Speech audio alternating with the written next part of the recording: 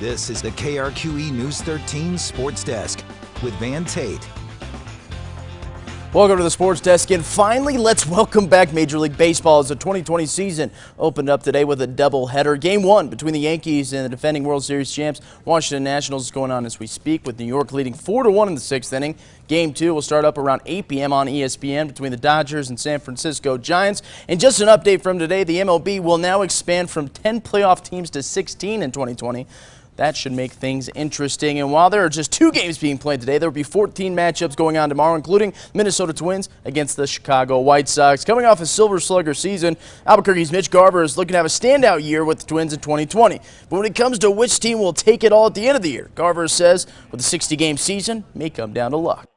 I think you're going to see a lot of competitive teams. It's a sprint, right? So I do believe that the best teams will win, come out on top of their divisions or whatever you want to call it. But it looks like whoever gets luckiest and has the least amount of sick players at the end could have a good chance of winning it. Twins and White Sox play tomorrow at 6 p.m. Moving on to football, Valley High School graduate TETON Saltes just keeps on racking up preseason awards in 2020 as the UNM senior offensive lineman has now been named to the WUERFFEL Trophy watch list. Last season, Teton was a semifinalist for this award, which is known as college football's premier award for community service. Keep up the good work, my friend. But moving down south now is New Mexico State redshirt senior Sage DOXTATER, also named to the WUERFFEL Trophy watch list today. Sage has played his whole career at NMSU, and after missing out on most of the year last year, he will now wrap up his redshirt senior year with the Aggies. DOXTATER is a 6'7", 330-pound offensive lineman, and head coach Doug Martin has high hopes for him and this entire O-line headed into this year. For the first time for us, the offensive line looks like a real strength in terms of talent and depth, both. You know, we have Max Wilhite back, who was a redshirt freshman last year that started for us. Jalen Guerrero's played a lot for us. Sage DOXTATER's a 4-year starter at left tackle that's going to be an NFL prospect. The Aggies are slated to start their season on September 3rd against UAB. Now to the pitch, as we are 1 day away from New Mexico United match day, as they will take on El Paso Locomotive FC tomorrow at 7:30 p.m. on ESPN+. And coming off of a 2-2 draw last week, Black and Yellow are hungry to add 3 points to their resume. But getting points this season could be harder for the United compared to other teams, as most of their games may be played on the road moving forward, and that travel could play a toll.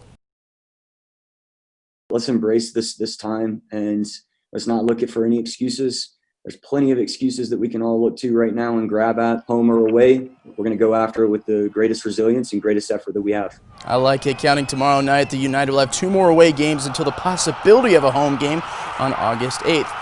Now to MMA, as Jackson wing trainer Aaron PICO made weight today ahead of his Bellator 242 bout with Chris HATLEY Jr. PICO is a heavy favorite coming into this one as he comes in with a 5-3 professional record. With all of his wins coming by knockout, his opponent is a strong wrestler though, so some people are saying that HATLEY could make things interesting on the ground, but PICO says nah, he's got the ground game on lock.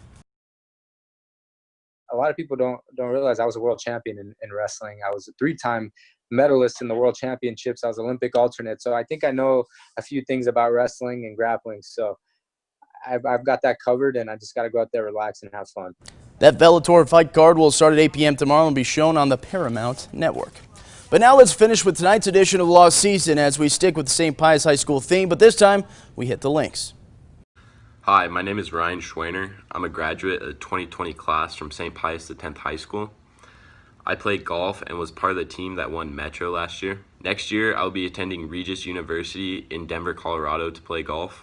When all the spring sports and state championships were canceled due to COVID-19, I was truly devastated because I felt like I had missed the opportunity to show my hard work that I've put in the past 4 years. But at the end of the day, NMAA has given me so many great friendships and memories, and for that, I will be forever grateful to them. So thank you to high school sports. That'll do it for this edition of the Sports Desk. So until next time, good evening, good sports, and good night.